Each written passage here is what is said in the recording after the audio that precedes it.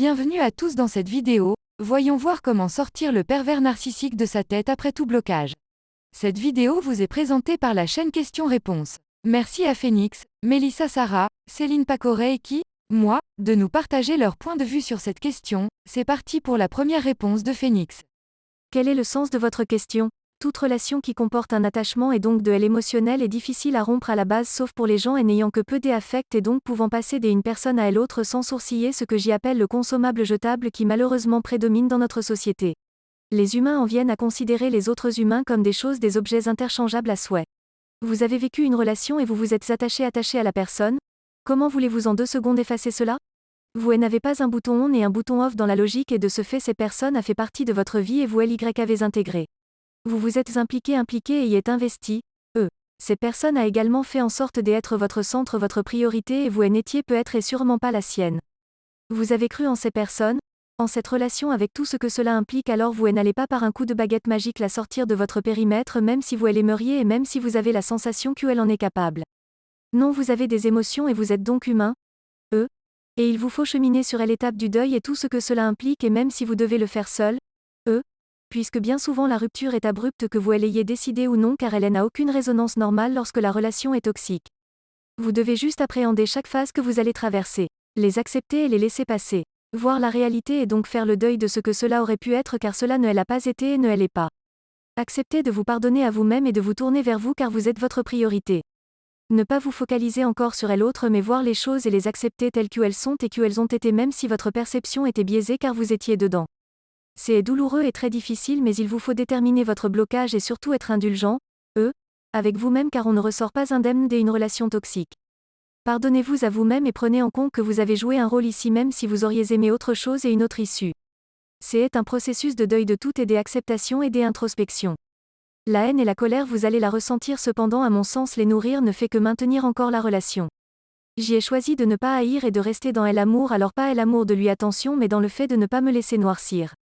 Vous y penserez toujours mais de moins en moins et j'y espère un jour ne plus y penser du tout.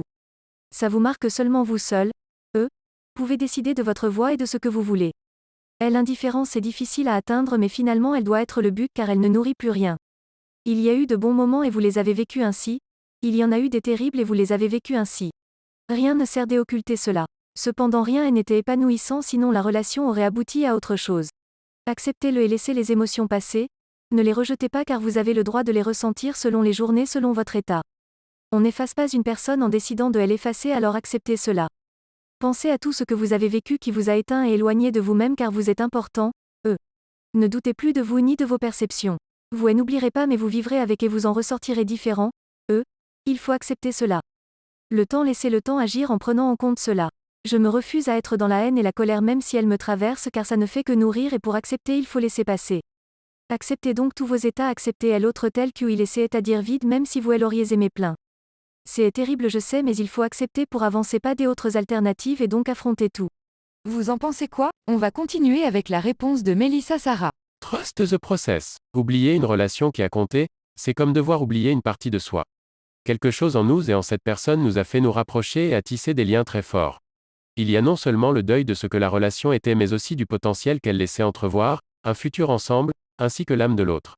Apprécier justement ces choses permet de relativiser. Le mal est irréversible, mais il se décante petit à petit. Malheureusement, s'il existait une méthode, tout un chacun se l'appliquerait. Les trahisons, abandons et mensonges que la relation a pu donner ou qui ont pu être vécus ralentissent le processus de deuil et donc le passage à autre chose. Lorsqu'on apprend à marcher, les échecs sont cuisants, mais nous nous relevons et tentons encore avec des techniques différentes. Puis nous réussissons et les blessures ne sont plus si présentes. C'est la joie qui s'installe à la place. Puis, le pardon. C'est avant tout pour soi-même et cela n'a rien à voir avec la réconciliation. J'ai pardonné des choses extrêmement graves que beaucoup de gens trouveraient impardonnables, mais j'avais le choix entre rester à terre en maintenant l'autre à terre et continuer à laisser la haine me détruire ou me libérer de la haine. J'ai opté pour la deuxième solution émoticône souriant. Le temps est le meilleur maître. Courage. Nous continuons avec la réponse de Céline Pacoré.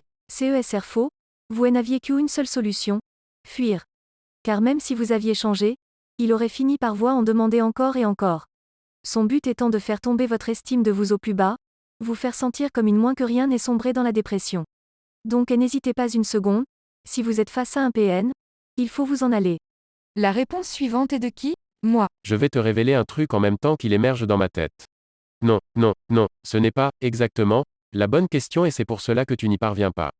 Plutôt que de te demander, comment puis-je me libérer de l'emprise d'un pervers narcissique? Demande-toi plutôt, comment puis-je me libérer de ma propre emprise vis-à-vis de lui? Car, aussi illogique et improbable que ça puisse te sembler, c'est toi qui te fais souffrir avec cette relation. Et le point positif, c'est que, puisque c'est toi qui te fais souffrir, c'est aussi toi qui vas t'en libérer.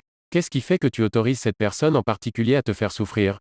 Comment le justifies-tu auprès de toi-même? Si je le perds, je perds tout. Tu sais que c'est faux. Au fond de toi, tu sais que tu as la possibilité de t'en remettre, mais que ça prendra du temps. Donc pourquoi as-tu peur de t'accorder ce temps? Tu crains d'être seuleux, mais ne te sens-tu pas justement encore plus seuleux quand cette personne se maltraite? Tu crains d'être rabaissé eux, mais ne l'es-tu pas déjà? Tu crains d'être ignoré eux? Mais n'ignore-t-il pas déjà tes besoins? Tu crains d'être la moitié de toi-même? Mais les conflits entre vous deux ne sont-ils pas déjà une preuve suffisante que c'est le cas?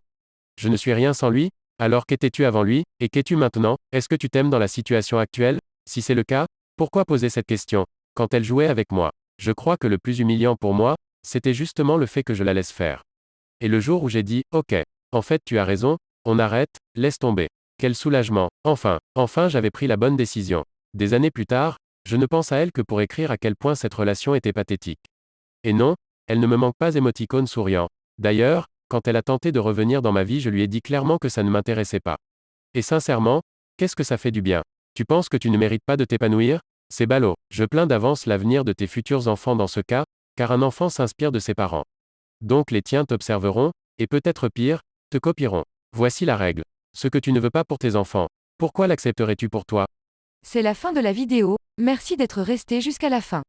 Merci d'avoir regardé cette vidéo, si elle vous a plu, vous pouvez vous abonner et laisser un j'aime sur cette vidéo. On arrive à la fin de cette vidéo, vous pouvez continuer le débat sur cette question en commentaire avec la communauté. À très vite.